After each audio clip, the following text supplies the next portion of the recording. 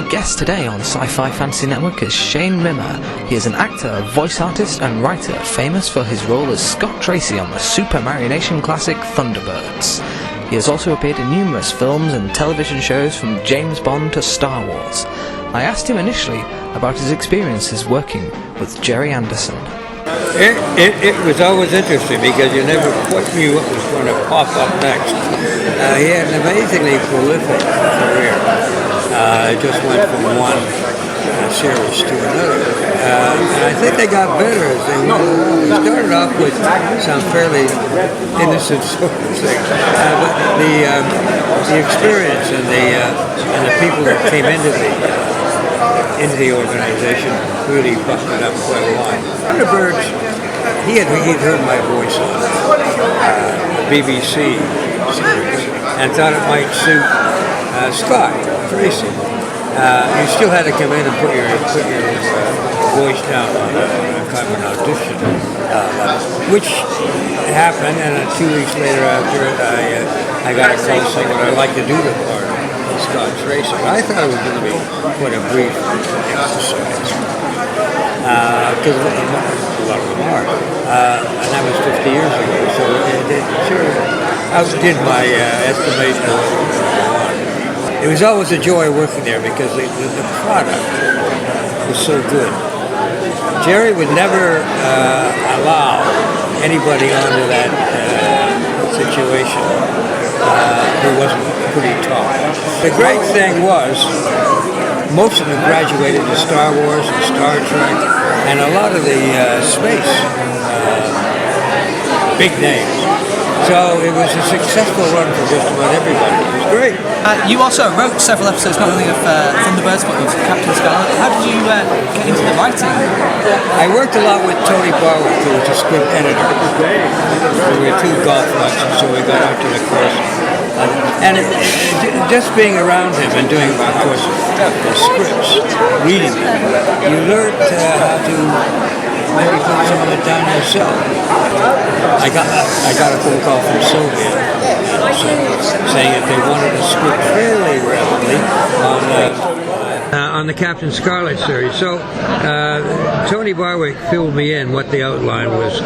You've got to have somebody to work with, and I ended up doing 4 of the Scarlet episodes. Quite a cast of characters. So again, that was something that you grew up with. I mean, not up all the way, but certainly just with your proximity to a lot of Gerry Anderson stuff. The writing came fairly easily. You know, you learned how to get your characters placed properly. A difficult thing with a series like this is you had to go into what they called semi-climaxes, so that they would have time for a commercial break, and that was the most difficult part of it. You got the storylines all right, but then you had to make sure that the commercial breaks happened at about the same time that were needed. You're now working with Gerry Anderson, Yes, on Thunderbirds 1965. Can you tell us a little bit about how that's been going? Well, it's still in the beginning stages now. I'm not sure how that's going to work out. I think it must be because it must be okay because a lot of the original members of the series of Thunderbirds are involved in it. So they're old hands. They know how to roll these things out. Jamie is a breath of fresh air. He's certainly a son of his father, who he grew up with it. I mean, since he was, I don't know, 6 or 7, all he heard was Thunderbirds around.